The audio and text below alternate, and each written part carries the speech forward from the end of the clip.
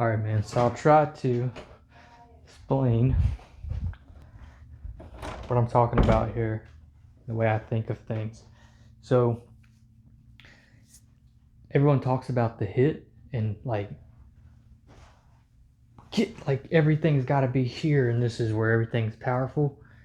I don't think that's the way it is. I think the hit just happens, and whenever it's powerful is after the hit, and you're like right in here, and that's where you're accelerating out. So like the hit to release work, you kind of go ahead and have this leg turned in. Not saying we're squishing the bug, or whatever. It's just it's going to be here. That's where you want it to be. That's where the weight has shifted onto the right leg. So you're here. So this is all going to be open more, and you're just throwing out. That's like if you're hammering something, you swing the hammer, and then to hit the nail, you don't swing it here and try to hit the nail down here. You lock it, you let it go, let it fall, and then pop it on the head of the nail. I think it's the same thing with the throw. The hit, you kind of go through the hit, just like the hammer comes through this motion about right here, but it's not here that is strong, your 90-degree hitbox. It's after it that you're exploding that speed out and that energy. You're letting it go out. I don't want to do anything here and be like aggressive. I want it to just get into there and then go out really fast and just release it that way. It's going to pivot off the pointer and go straight down the fairway. But the thing I was talking about, like with the ball, I don't really have a ball. Let me see. 1 second. I'll use an RC tire. Something like this. Okay. So, pretend this is a ball. I'm going to throw it at the camera. I'm going to arc it, the reach back, bring it into this middle point. And I'm not going to throw hard from right here. I'm going to leverage that, let that weight come out, and then throw hard at the last second. I'm not going to throw hard here, and this is going to be slowing down. So I want it to just get the lag and then throw the ball out like that at the end. It's not throwing out from back here. That's essentially if you're doing everything hard into the hit. When you're actually throwing out, you're slowing down, is the way I think of it. So try that, think of that way, get everything turned and just open yourself up, because you don't want this hip. You don't want everything coming in hard to this hip right here, and then now you're trying to throw out. You want it to just come in and then come all the way through, and this hip's gonna lead everything. And that's where you get that separation,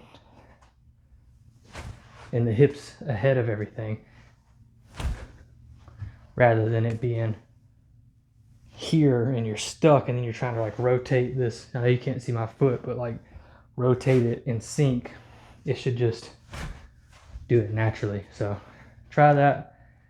Think of it that way as the throw. Get yourself in this position. Let this shoulder be turned, and this right shoulder is closed. I haven't opened my shoulder. I'm still closed off.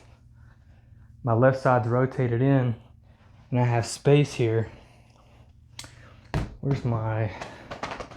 This is a good tool to use. Something like a flex bar like this, because you can hold it, kind of like a disc, and point this end on your pec. All that space. That's about like a disc. A disc would be about here. And, you've got all this space right here. And then you throw the head of the hammer, hit the nail. By hitting the nail, the disc pivots off this finger, goes straight down the fairway. So you can play around with this. And it feels like it comes out of your left pec. Throw out. And the hip goes first. This is just waiting here. So if you're coming in with the hip into the hit here, you're going to slow down from the hit to the release. And you want that to be the acceleration part. You've built this lag up, and now you just have to hit the head of the nail with the hammer because it's already been built. The lag's here, dropping, boom, hit the head, boom, hit the head. Now the other thing I was talking about, like how do you feel the coil and the tension? You stand straight up, put your hands down by your side, lift the left shoulder up, kind of like make fists with your hands and push this side up and push the right side down at the same time. You see I have this like this tilt like this, and then vice versa. So this position is the reach back. That is the coil. I feel all that coiling. Then this position is the throw out or the release. Boom, right here. You got this tilt now. The right shoulder's higher. You're releasing the disc out in the reach back. Left shoulder's higher. You're in this position here, and you feel that coil. But if you do this, you can feel that motion. And so when you X step, you're trying to feel, you X step, your hips are back, you want to feel that coil, and then you just do this to throw. So you're here coiled, you do that same motion just to bring the right shoulder higher, and everything should do what it's supposed to do on its own. Gets everything out of the way. You're not actively making a hit. It just naturally happens through the body. Throw out. So just some stuff to think about, man. Let me know what you think. Let me know if you have any questions and whatever. But word up.